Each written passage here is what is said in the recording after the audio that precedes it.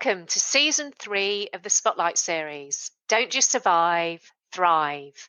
Season 1 was launched to help people through the pandemic by talking to a variety of experts about topics such as psychology, finance, and health. Season 2 focused on more work-related issues, including HR, marketing, and leadership. Now it is time for Season 3. Season 3 is centred on the IT industry, specifically tech startups. There are also career spotlights where I talk to senior IT people about the secrets to their impressive career journeys. My name is Nicholas Steele, founder of JJP Talent Solutions, an Australian IT recruitment company. For over 20 years, I've helped tech startups and innovative SMEs to attract, recruit, and retain technical talent. I hope you enjoy listening.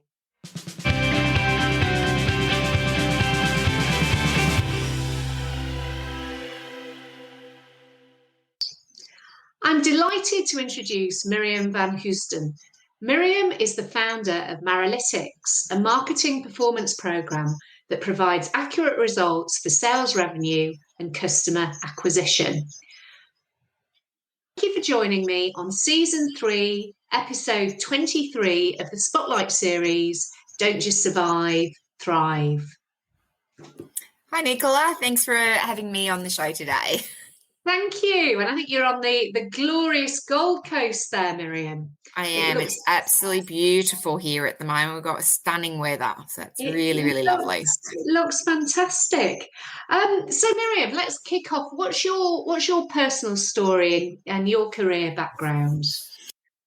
Personal story is I'm a single mum. I have a 17-year-old son, and I live on the gorgeous Gold Coast, which is an amazing place to live. And I am a software startup founder. So with the Maralytics is something that I've been working on for 5 years and have now recently brought it to market. So my background was I was in restaurants when I was with my ex-husband. He was the chef and I used to run the restaurants. And prior to that, I used to be in the travel industry.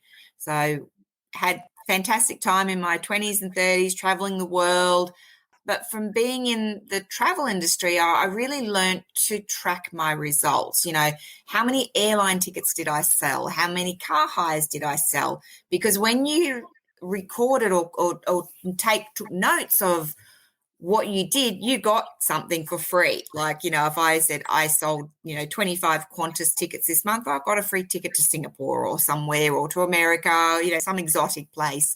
I had weekends in Thailand. I'd go over to Auckland for lunch, I had the real wonderful life. So I was really trained from being in my first career of tracking my results because I got something fantastic out of it and got to see a new place and a new adventure. So I found when I then went into restaurants, because my ex-husband was a chef, that it was a similar type of story. I was very much about tracking what was our performance, checking year in, year out. And I was also having a lot of marketing because I knew we used to, in the travel industry, we used to promote, you had to promote whatever specials were going on. So I was very conditioned is not the right word, but trained up to go, well, you need to promote your business. So that was something I did with the restaurant as well, was that I did a lot of marketing activities.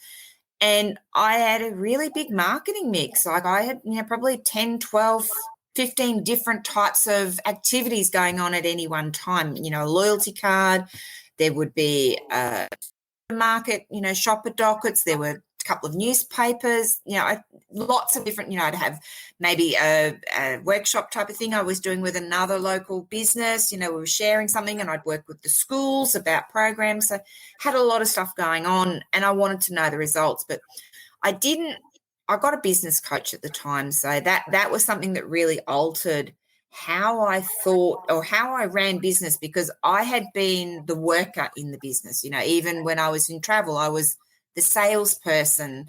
And when I come into restaurants, I'd never had any management experience. So I found I needed a business coach. I met this business coach at a networking breakfast, and it was one of her clients that had this breakfast. And I was just like gobsmacked. It was this girl had said she tripled her business in a year having this business coach. And I'm like, cha-ching, I want that. That's what I want to get. So that was my first introduction to business coaching. So that was 12 years ago, and really did make a big difference in, I learned with the marketing that it wasn't just tracking how many people came in, but you needed to do the sales as well to actually monetize it. And I could link it then to my cash flow of going, well, I've spent this much money, and, I've spent, $1,000 on a shopper docket campaign, and I've had $5,000 walk in the door with 50, maybe 500 customers, and average a sale of maybe $7.50. I did all of that. And that's, so I've got like years and years worth of results that I tracked. And that's how I segued into doing software, because, I was running the business and I wanted to automate it. So this is back in 2009. So we're just in the beginning of the smartphones. We're just at the beginning of iPads. The app industry hadn't really started yet. Or it was just on the start, and it's like I kept asking my point of sale guys, like, can we automate this? I was doing it on an Excel spreadsheet. We were collecting everything manually, and a voucher would staple to a receipt, and we'd track it all and go write it all in the spreadsheet, and then I'd put it on another spreadsheet. But there was nothing around at the time that you could automate it. And to me, it was, it's like an Excel spreadsheet. This should be automated. It's simple. And that's, when I finished up in that restaurant, I decided to go down the software world of, well, how do I do this? So I talked to app developers and found a way to develop software. And I think it's 5 years later now, I've launched the product.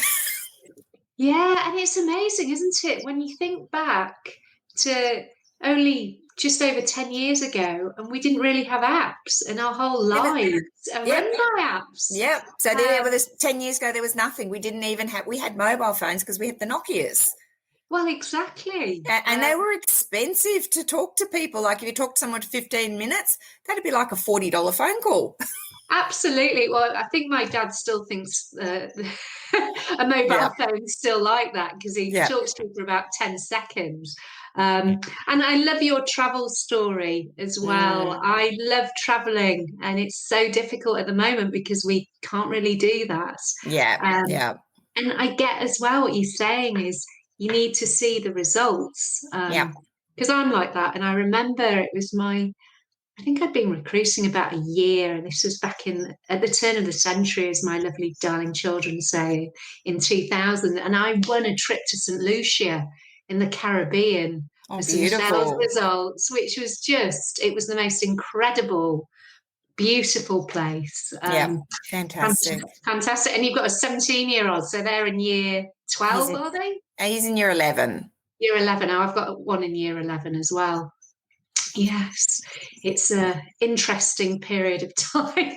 They still need their mother a lot. We just gone through the whole driving, to getting driver's license, and then getting the car, and then the first car crash, and only minor, so just repairs and stuff. But you're still, and then getting, like, he's got a job now. He just got a job in a bar. So that's very exciting. He's doing a traineeship, and he's doing his Duke of Edinburgh award. So he's a busy boy, and Mum keeps him, keeps all that stuff rolling so that he can do it all and, not fall behind in not fall behind in school, or not fall behind in his volunteering, or not fall behind in his traineeship. So, not that he's like, I focus my life. I'm busy enough with my own life and my software and that, but there's, I think, what have I got, another 2 year and a half, and then he'll be off to uni, and things will be a lot easier then and not so time consuming. But I was having a conversation with my sister this morning how, I think when they get to year 11 and 12, it's a very time consuming time for your children. Like when kids are young, like 2, 3, 4, 5, you're very busy with them. Once they hit 7, it gets a bit easier. And I think it's easy for quite some time. But, I've noticed now this last 12 months, especially year 11, it's very it's a lot of time. Like I spend a lot of time driving lessons, getting that 100 hours driving experience, and, doing the jobs, getting the resumes ready, making sure the shirts are ironed so they look good, all that kind of stuff. So absolutely a lot to do. And good for him getting a job, because my daughter says she's too busy with her studies to get a job, but she messaged me this morning asking for money. And it's like, well, you wouldn't need to ask me. Yeah, my son's got 2 jobs. So he's got his ship, which is where he gets his certificate 3 in business. And with a school-based traineeship, they have a job because that's the practical side of the learning, and then they have the theory side with the qualification. But now it's like, well, if you want to have a car, you need to pay for it. I'm not paying for it, so go get yourself another job. But I did go around with him handing out resumes to lots of venues, and we've done that a few times with him. So, it's been fortunate he's got a job out of that. That's brilliant. Well, good for him. So when you founded Maralytics, what was your real purpose behind that, Miriam? So when I'd had the restaurant, which I talked about, we used to track our results. I was really frustrated at the time because I thought this is, we were using Excel spreadsheets and, stapling receipts to vouchers and then counting them up. So it was a very manual process. It was fraught with, there's errors in there. You can miss things. You can't always track things, calculation errors. But look, I would say we were probably close to 95%. But talking to the point of sale guys, like, surely we can, put a button in the point of sale. No, you can't. You could do that, but it's hundreds of thousands of dollars. The big guys do that, not the little restaurants.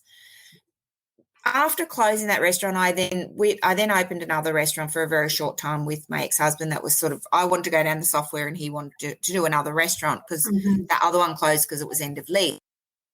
All right, quite happy to do this was our third at that stage. I'm quite happy to do that, but I'll help set it up for you. But after 6 months, you've got to start running it yourself because I really want to go down this software world.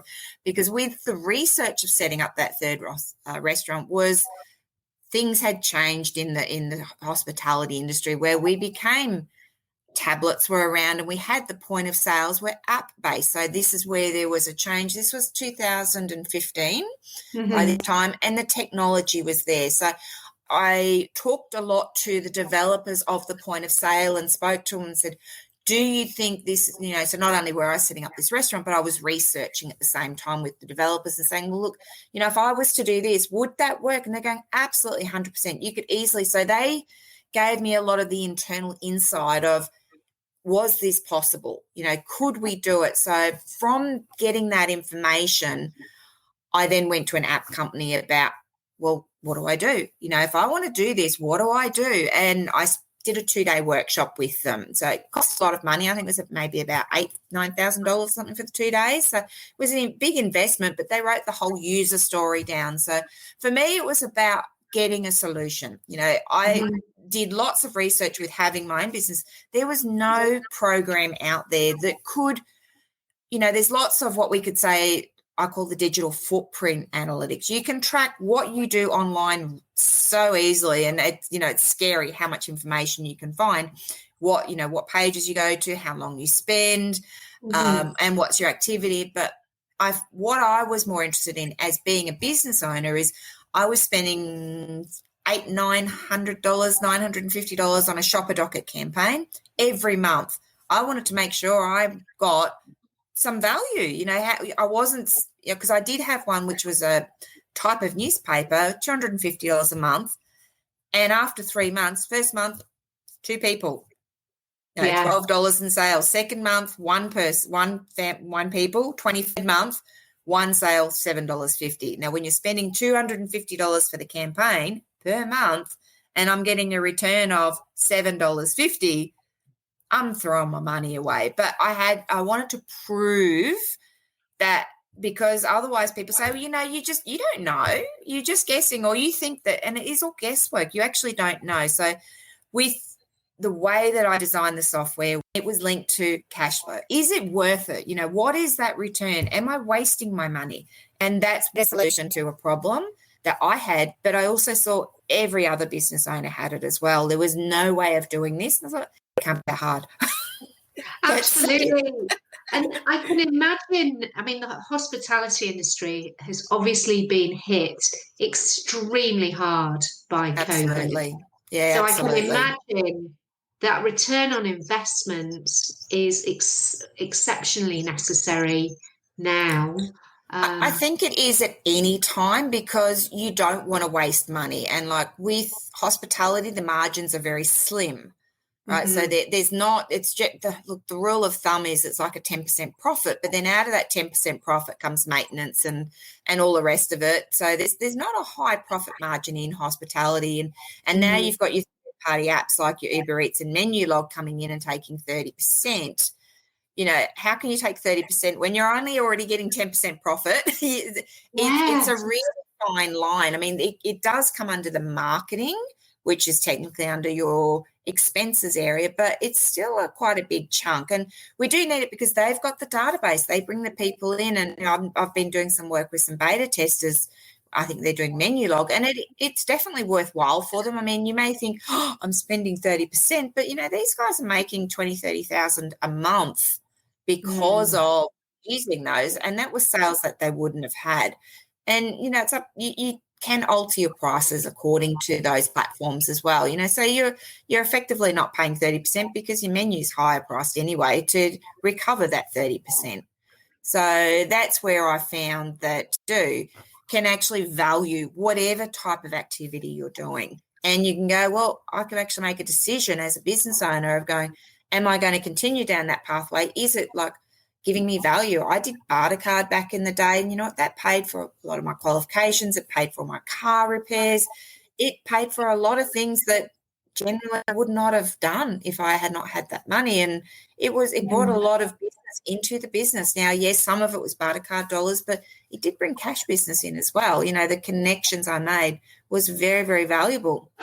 And, you know, with having Maralytics, I could actually see what was going on. Like with doing all that testing with the software going through, you know, the minimum viable products, I had to test it. And I used all the data that I had from the cafe restaurants, you know, that I used real data because I wanted to see it. So I got a very different view of it, seeing it on a visual dashboard, seeing it in pie graphs and seeing it in comparison rather than just looking at a spreadsheet of numbers. You miss things all the time with the spreadsheet. Seeing it visually makes a huge difference. I was going to say, because when I see a spreadsheet, my head just feels really uncomfortable. But when you see it visually displayed, it's so much easier to understand and you get it. And Absolutely. I think everybody's different. Some people get excited about spreadsheets. I'm not one of them. But you need to understand your data, basically. And Maralytics, I was thinking, where does the name come from, Miriam? The name comes from, it's actually the third name of the business. So the first one was called MAROI, which was Marketing and Advertising Return on Investment. So it was an acronym. So they did that one. And then I did a coaching program a few years ago, and it's like, no, it's all about your sales. So we changed it to Track Your Sales Money.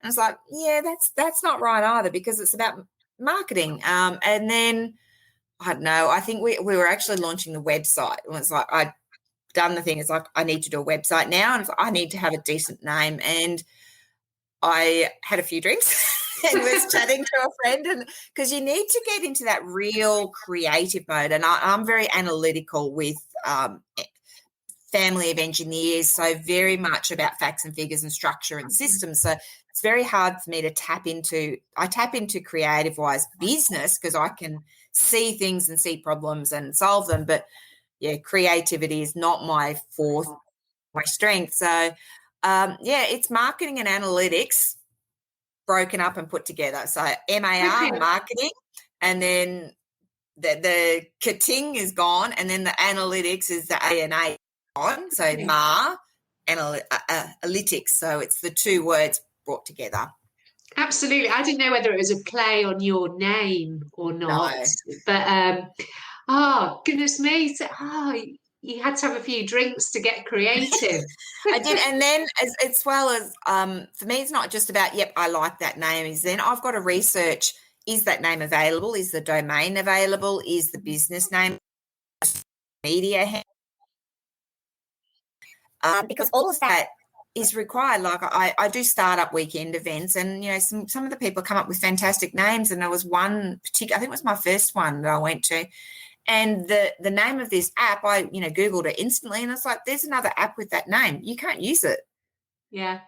And even like I've recently written a book, and the name of my book, there's a big company out there that have that as a domain name for something that they use. And it's like, okay, do I keep that name? Is that going to work? So I've just called it, the book's name is Boost Your Marketing ROI Book for the domain. So whereas this other company, which is it's ClickFunnels with Russell Brunson, which is massive, multi-billion-dollar company, and they use that as their like a pipeline. That's the lead generation, is that particular domain. So I think actually it's quite good that they have it, because then I'll be able to divert some over to my side if they're Googling it, because it'll come to my book. Absolutely. No, that would be fantastic. And well done with your book. I think you're only a couple of months off publish dates with regards to that. Yeah, so it's going to be coming out in early November on the Amazon, the bestseller thing. So it'll be released then. So very exciting. 12 months of hard work there, but looking forward to it. So I find it'll work hand in hand with the software, because the software tracks and it tracks your results, so you can identify what's going on and make insights. And with the book, it's based on it's called Boost Your Marketing ROI, so your return on investment. It's a systematic approach to marketing. You start with your planning and your budgeting. Well, what kind of things can I do with marketing? Do social media, do digital, with YouTube or blogging, but also you've got your traditional networking and newspapers, and they all go hand in hand together. And then we look at implementing systems, and you can systemize it and have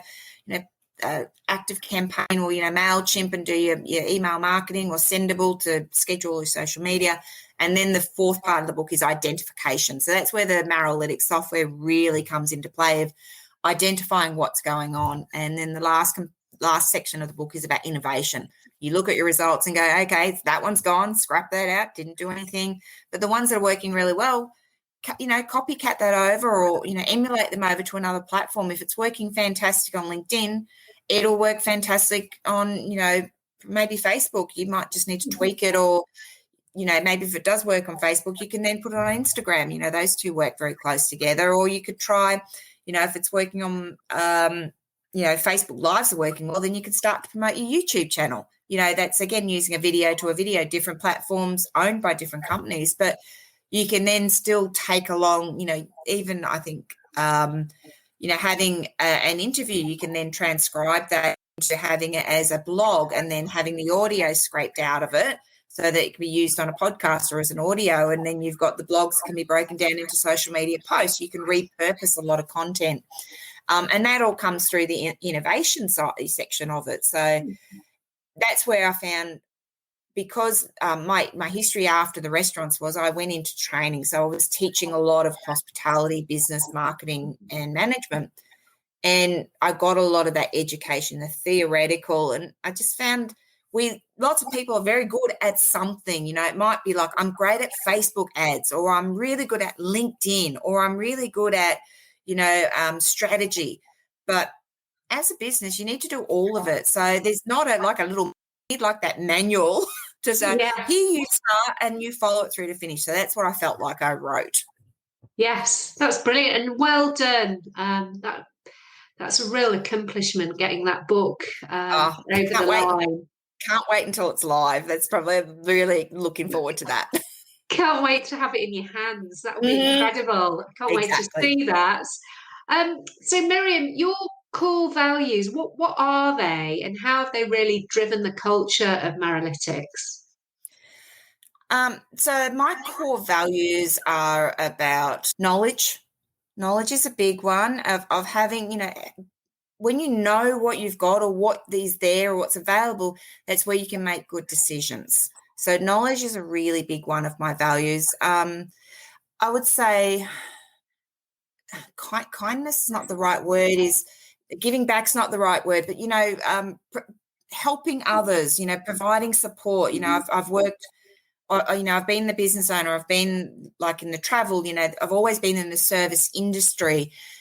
and creating that environment of good learning or good, enjoying yourself. To me, I provide a service, and whether it's through teaching, like I'm not saying I'm old, but now 52, and I've gained a lot of knowledge in my life. And to me, it's really important to mentor those young ones or to support other people with what my expertise in and to provide that. So I'm very much about, share, leadership is a really another quality, or core value that I think is really important, that as we get older, we need to really step into those roles, because our young ones don't have it, and they look up to the older ones for that. I mean, I met this most amazing Lauren Hall from Ivy. I met her at a brunch on Tuesday, and I said, "Oh my God, you're just phenomenal. Can I come and have coffee with you, please?" Because as much as she's similar age to me, probably a little bit older, but her business is where I want to be, in the future. And we all need mentors. So I mentor a lot of young people or other people that are less experienced in business than me. And I find by supporting other people, I actually get so much more in return, and my business grows as well. Yes, and I completely agree with you. And it's funny, isn't it, how you suddenly go from the student to the teacher. Yeah. I don't know when that suddenly happens. It's somewhere in your 40s, I think it starts to happen around that, because that's when I was owning the restaurants, and that was where the shift was for me. And that's where culture is very important as well. I learned that with being in the travel industry and being in hospitality, there is a very strong flavour of bullying. It's easy to bully people. It's easy for customers to bully you. That it's rife, and the harassment's quite big as well, unfair dismissals, or things that can be wrong, complaints. A lot of it comes down to communication. Like with Maralytics now, I mean, I don't have a team in Australia, but my developers are based in Vietnam, and my marketing team are based in the Philippines. So I do go offshore. It is cheaper. Unfortunately, a developer here in Australia now, I just had a conversation with someone yesterday, 80,000. Right, so I'm bootstrapping my software myself. So money is tight for me. If I wanted to go 180,000 for an Australian developer, I would need to get investors, and that's, whereas I'm not spending nearly that amount with my team in the Vietnam. I could probably support them for 5 years on that amount, I would say, something like that. But, my lead developer just told me on Thursday that his wife and children have just gone to hospital with COVID. So and I was so upset, because I've been to Vietnam multiple times. I haven't met his family, but I hang out with him and the team. And so, I instantly put in, I put some cash in the account, and was like, here's some COVID support money. Please take care of your family. Go buy them something nice some nice pretty stuff for your wife that she can feel good. The hospitals are pretty horrible. His kids are quite young, so buy some fun stuff for the kids.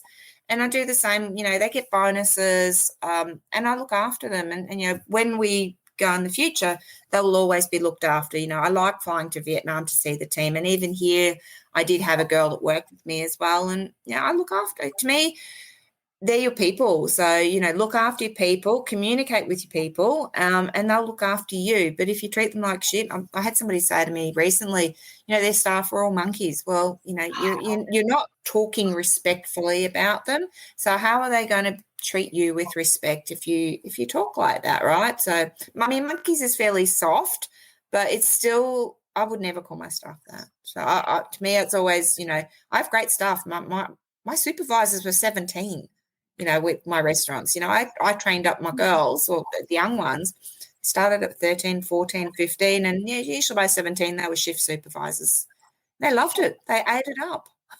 Absolutely. And I mean, how can you describe your staff as monkeys? How rude is that? It's very common for hospitality, because there's a lot of people that don't really care about what they do. They're just there for some money, and they're there to take advantage. And chefs that have been high on ice, and I've had staff that have just been drunk on the job. They're just drinking because it's free for them. They think it's free for them. It's actually not.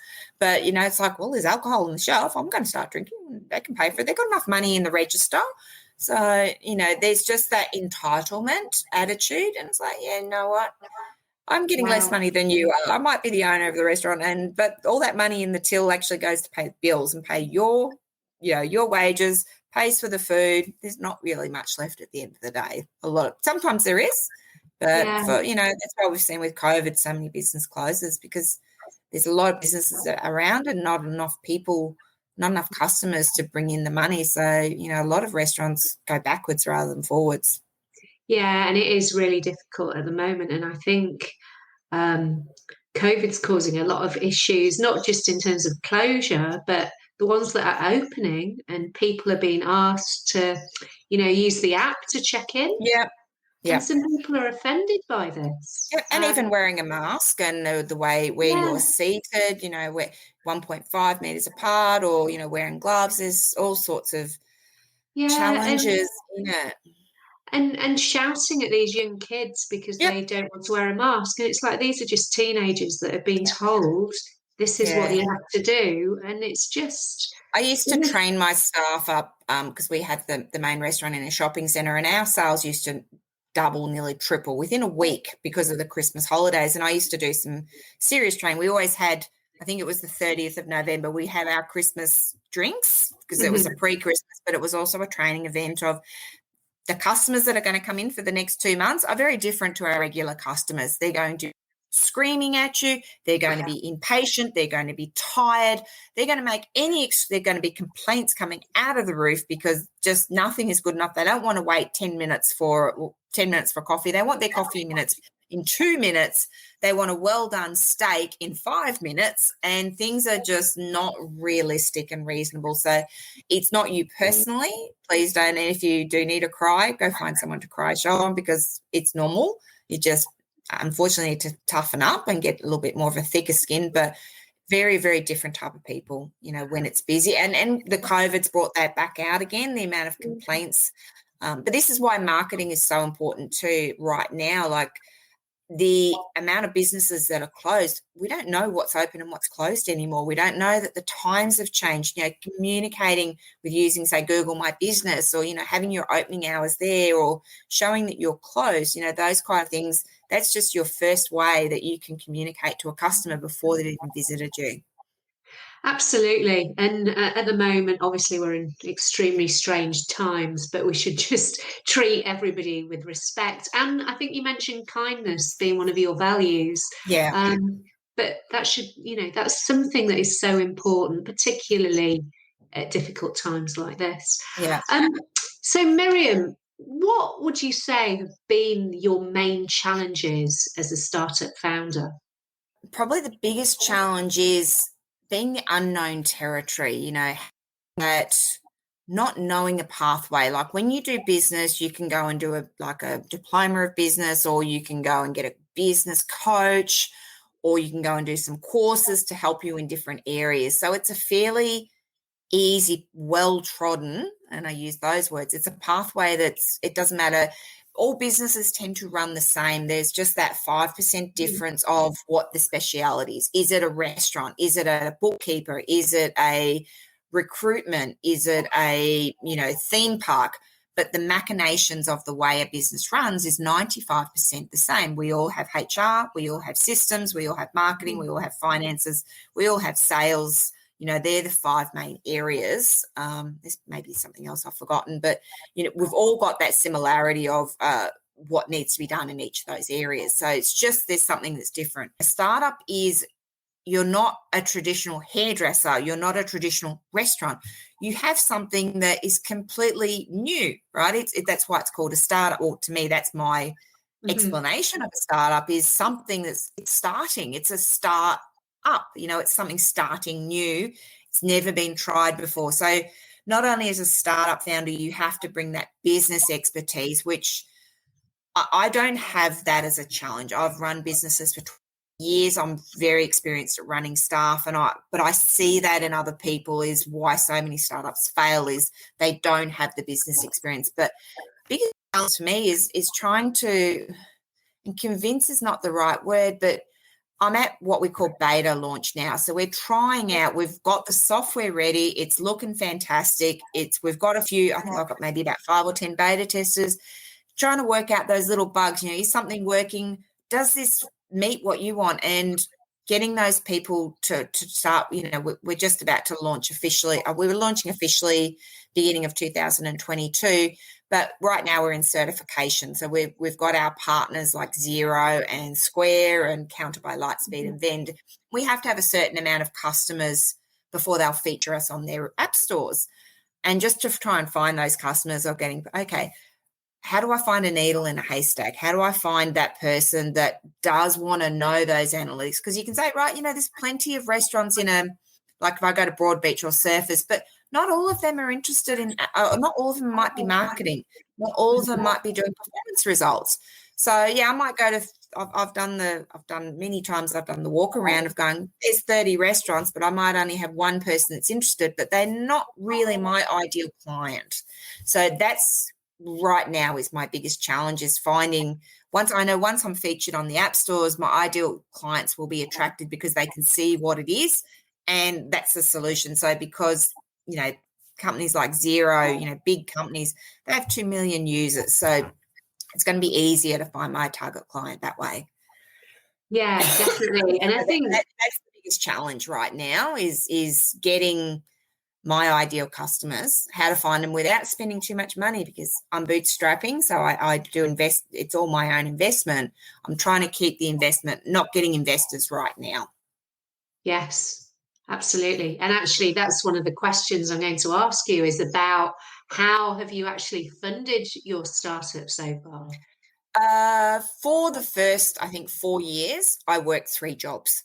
So I literally worked 3 jobs. So I had the first job was my income. Second job was, we had personal circumstances, so that helped support the family and pay the debts of the restaurant failures and stuff like that. But the third job was actually for me to go towards my dream. My son was a lot younger back then. We were going through a lot of, terrible circumstances at the time. I just kept that third job because I wanted to keep my dream alive. And I just kept doing that third job. It was tough. And then, I had the unfortunate circumstance that my mother passed away 1.5 years ago. So that absolutely devastated me. But I did get an inheritance, so that's helped fund me over the last 1.5 years or so, which has helped. So I'm very frugal. That's what internationals, I've got the years of business experience, so I know there's a lot of stuff I can do myself. I'm not one to do everything myself. I do delegate. All my social media goes over to my virtual assistant, and massive kudos to her. And then I've got another girl. She started as a virtual assistant 5 years ago, writing my blog. She's now my brand manager, and give big kudos to her. Absolutely amazing.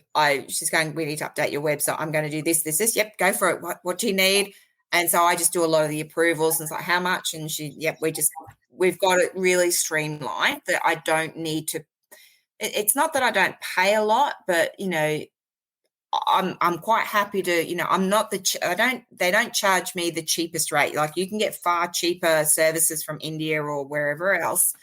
But I'd rather pay for quality. So I'm not paying the cheapest, but I'm not paying Australian prices either. So I also do use places like Upwork, and, I know for my book, we've got illustrations in that. I got my designer through that, and it hasn't cost me that much. And it's been fantastic to deal with, really good experience. But I do have the HR experience from the restaurant. So I don't just grab the first person. I do go through quite a stringent process of recruitment. I go through all the selection of going, okay, there's about 30 people that have applied. I shortlist it down to 5, and then they have to do a task. And then out of that, it gets shortlisted usually down to 2 or 3. And I most of the time hire 2 of them. Like, if I can't give them the job I've hired them for, I'll hire one, and then I'll say, look, you didn't get this, but I want to keep you on my books because I'll probably have more work for you coming up. And it just saves me that process later. Absolutely. And I'm very sorry to hear about your mum. But what was I going to say? I was talking about the virtual assistants that you team there. I've got a VA, and they are fantastic. Yeah, they're amazing. She gets everything done at super speed, of a good quality, and with a smile on her face. Absolutely. Absolutely. So eager and happy to get things done. It's very different here. Like, to me, I could only get that same experience out of a young person. Like, that's why I had young ones working in the restaurant.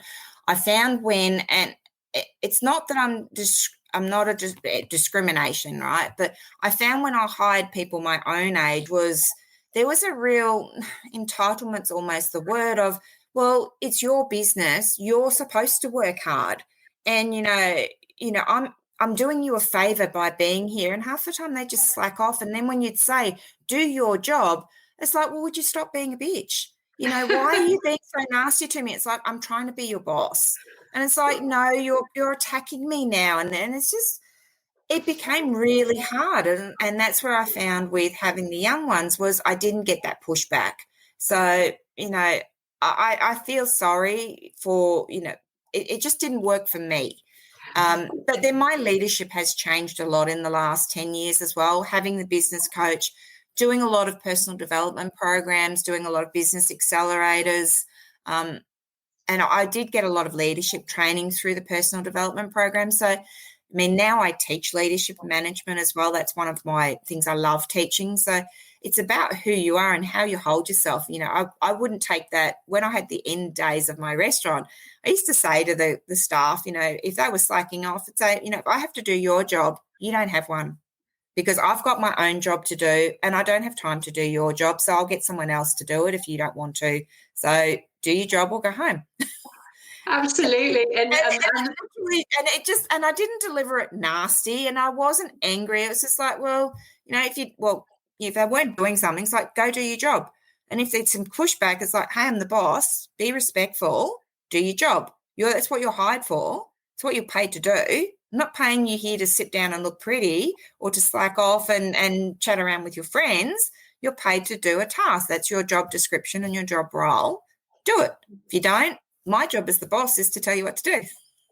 Well, I'm laughing because my daughter, the 16-year-old, I gave her the opportunity to do things like graphic design and podcast editing and video editing and everything, which is what my VA spends a lot of time doing.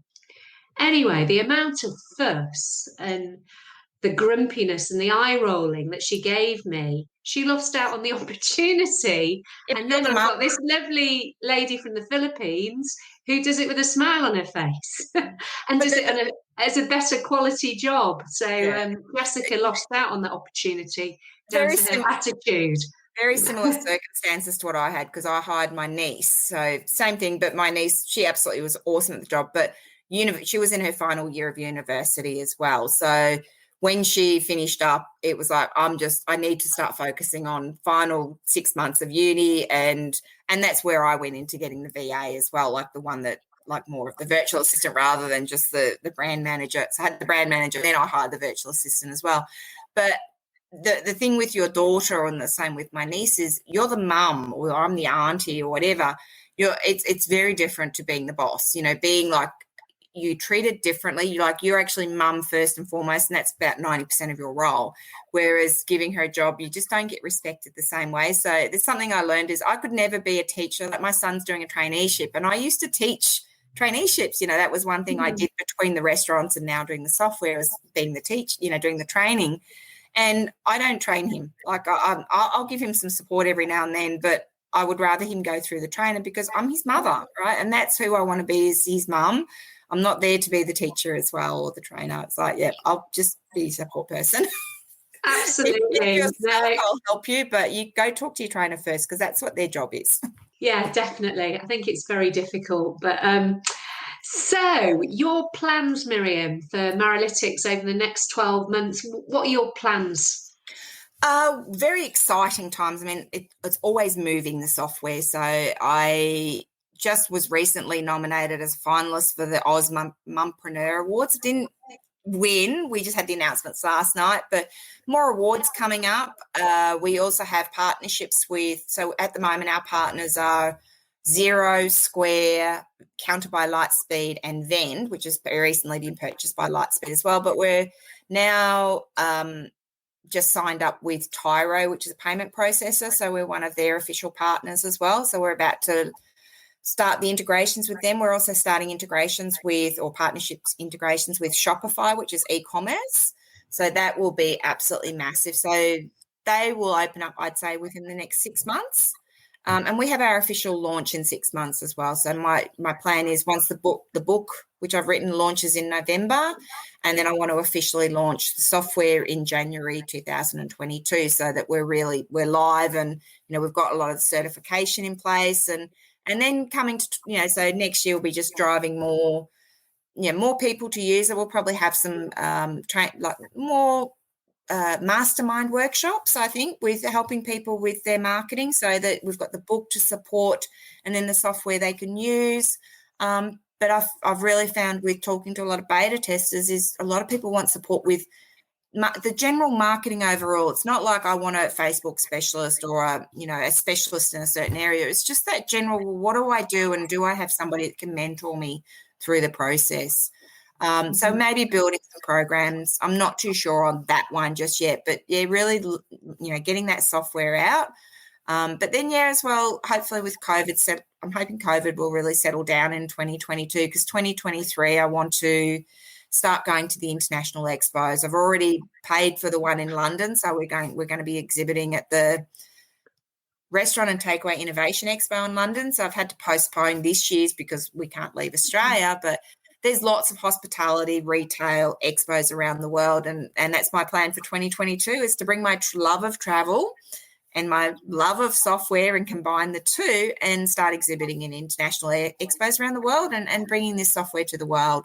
So that's fantastic, going international in 2022. So I was talking to Sarah Tapper. 2023. Oh, yeah. So Sarah, the migration lawyer, Sarah Tapper, she thinks that the international borders should be open mid next year. You should be able to do that. Yeah, fingers crossed. I've got everything crossed. Yes, yeah. So with the London Expo, when I initially went into it, it was November, and then it changed to June, and then now it's back in November. So I actually don't know when it's going to be. So they've rolled it over to 2022. I'm hoping it'll be November 2022, so it'll just give us a little bit more time, and then that will be the season of the expos. But if it's June, well, I'll just go over in June. So, but with it does depend on a lot of the COVID situations. I do have responsibilities to my own family. That my son will be in year 12 next year, so I don't really want to go and disappear for a few weeks. When he's right in the middle of exam blocks or anything. So, if it could be if we could do it towards the end, that would be even better. But we'll wait and see. So. But next year is about more just building on, and right now I'm working with brand managers to make sure our messaging's right, and are we doing all the tweaking? That's where we're being in the beta, is just making sure everything lands right, and do people we know the software works really well, but what do people want from it? So that's something that's really interesting to see. How do I have a videographer that uses it. I have a brewery that uses it. I have a cafe that uses it. I have a bookkeeper that uses it. So they're very different industries. They all use it differently, and it's interesting to see how people use it, because we can, I do sessions with them, so I can see what do they look at, what information do they want to see, what buttons do they click, is it, does it look the right way, and that's all the stuff that we go and I do review a lot with the beta testing. Yes, definitely. And I think that's the key thing, isn't it? It's not what you want, it's what your customers want. Absolutely. And that constantly need to be refined and what have you. Absolutely. And on the subject of travelling to London the end of next year, because I've got a similar situation to you with a child that will be in year 12 next year. You and I could be on the same plane. Well, we have to look and see if we can do that. That would be awesome. Yeah. So we're hoping to go back for Christmas next year after all the exams are finished and what have you. Cool. So your end goal, what's the big end goal for Maralytics? The big end goal is to sell. So it has been from day one. I built the business to sell. So it's been set up to sell. I hope to be the next Snapchat, or what was it? Afterpay just got bought out for I think $11 billion or something. Whether it's that much would be lovely. But yeah, so I don't, there's got to be, I think Afterpay's been going for about 12 years. I don't really intend to be, well, I don't know. As long as I'm having fun and I'm still enjoying it and I'm still learning, I'll keep going for as long as I want. But, I also, for me, quality of life is very important. I want to travel. If the software is bringing me travel, that's fine. But, I still want to have a good life and enjoy myself. But, I love business. I live and breathe business. I'd probably be spending 60, 70, 80 hours a week doing business. So whether it's networking or whether it's talking to developers or whether it's, doing emails, with the email automations, I work nearly every day and a lot of hours. So yeah, life's not dull. I make sure I do a lot of exercise to keep up so my fitness can keep up with it. But yeah, so the end goal is to actually sell and then that way I'll be comfortable for the rest of my life. Also, I look at it as well is that's more money than what I could ever think of. And I'd be distributing it as I think most of us would, we distribute it to our loved ones as well. But, or our important, to me, who's important in the business would also get some shares. But I don't need that much money. $1 million or something would probably be enough for the rest of my life. I don't know. I don't live an expensive life. I'm not someone that needs a lot. I have my car's paid off and I'm just enjoying life. I don't need an expensive life, but I'm very much about supporting other businesses. I have traveled the world. I think I've done 43 countries. I've traveled through Africa and India and all through Asia. And I know with my Filipinos and with the Vietnamese, to me, I want to really support and build other people up. And I think that's something that however much money I get from the sale of mine is then I can start going I want to go more into that mentoring role. I'm already starting, I'm more in the coaching mentoring now, and I'm just been in that for a while, but I really want to go into, I've done this. I've sold, I've built $1 billion company. And I want to now teach people how to do it, because I think we build our own wealth and it's not just about the value. Don't forsake, and this is where I see, unfortunately, a lot of it's probably more a young man because there's a lot of men in startups, but those ones that are 25 to 35, they're spending, 20, probably 80 to 100 hours a week. Everything's business. So they're not got a balance of life. And it's really important for your spirituality, for your fitness, for what you eat. I mean, I go salsa dancing. I love salsa dancing. The season's just started again 3 times a week, so I salsa dance usually 2 to 3 nights a week. I walk to the beach every day. I go kayaking. I try to go at least every week. I'm not quite that good, but I'll go at least once a fortnight. So I want, I spend time with my family and my friends. I like that quality of life. To me, that's really super important. Mm-hmm. And if you're spending all your hours working, you're going to burn out. It's the easiest way to burn out. And then you're just going to keep doing the same thing. So it just doesn't work. So quality of life. So if, for me, that, as I said, that goal of being billion, whatever, it's got to be an astronomical amount because it's the challenge that I like. It's not the actual amount that I'm worried about. It's like being one of those Afterpays, being one of those unicorns. That's the goal of, I want to be a unicorn. And you want to be a unicorn. I want to be a unicorn, and I want to be that, that female founder, that has gone through, I have gone through a lot of adversity myself, single mom. I'm, and I'm not 25. I'm not a 25-year-old startup founder. I'm a 52-year-old, the opposite, put the numbers the other way. I have a wealth of experience, but there's the ones that you see being those unicorns are generally fairly young. And I think there's, I don't discredit them at all, but there's a lot of luck there as well. And they've built an amazing thing. But, I think to me, I would love to have that happen because for me, it's about I can distribute that wealth amongst so many more people. And that to me is what gives me joy. That is such a fabulous, lofty goal that it's not just about the money. It's about what you're going to bring to other people with that money. And also what I really, really love is having that fun. Life should never be dull. Mm-hmm. At the end of the day, you can't just work every hour God sends. We used to have a saying, it's not just the destination, it's the journey getting there. So enjoy the journey, because, that plane trip to go to London is the time you will spend with your family, and you'll get one-on-one time with your kids, right? You don't get that time. Or I know when I go, organised a trip to Asia, or when I went to Africa, and they love the whole, the planning. It's like, oh my God, where's all these places I can go to? So you start doing all that exploring, and then you're imagining. So you're not there yet. I mean, when you're there, it's like, it's fun, but it's not the same. I get a lot of enjoyment out of the planning. And I think that's what I really like about the software. It's just another journey. There is really no end goal. It's just, I'm enjoying the journey. I enjoy the people I meet. I enjoy the opportunities that it opens up, because it's the fan, it's not the excuse. It's the thing that gives me that access. Being a startup founder, being a female startup founder, gives me access to a lot of things. It is really tough as a female founder, and I think a lot of us have. There is a difference between a business female and a startup female founder. I don't see that many startups, because there's not that many people that do a solution to a problem, and they're the ones I really gravitate towards. And I think if you've got a problem and you've got a solution and you've got the guts to make it a dream and follow it, I think that's amazing, to actually do that. Fantastic. Absolutely love it. And I must introduce you to another older female founder, Sharon Doolan, who she's got a solution for the creative industry. She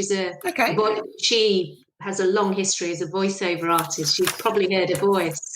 But I think you two would get on like a house on fire. And she also wants to be a unicorn, and she's great fun as well. So I'll introduce you both. And one final question. So, Sure. Miriam. Yes. You have a year 11er. Yep. That's the right terminology. Yep. What advice would you give to year 11, Miriam? To year 11 is make sure you have fun. Don't take life too seriously, because there is so much to do with career. You get a lot of pressure with career. Mm-hmm.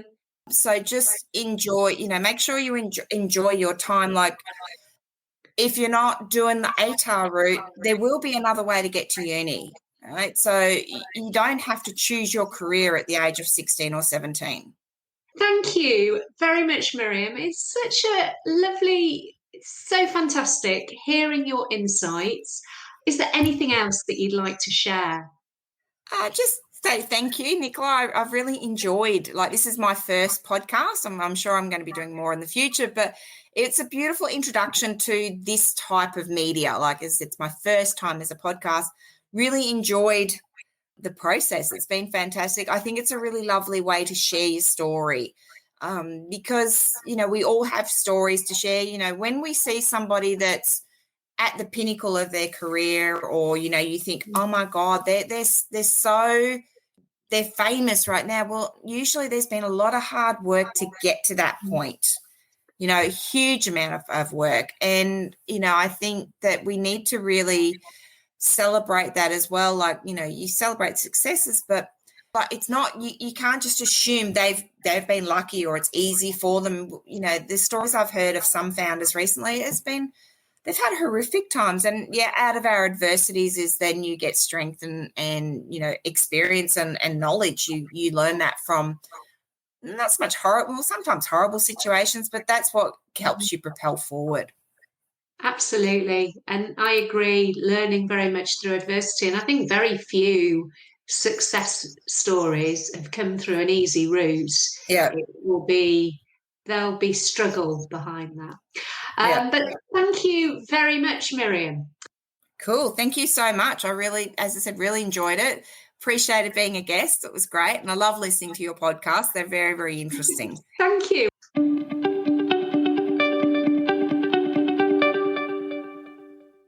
I hope that you enjoyed this episode. Please remember to subscribe, rate, and review. If you're looking for career advice, your next career opportunity, or to grow your tech team, then please call me, Nicola Steele, on 0499 773 546 or go to our website jjptalent.com.au. The Don't Just Survive, Thrive podcast is part of the Spotlight series, which includes the YouTube channel Spotlight on Software Development.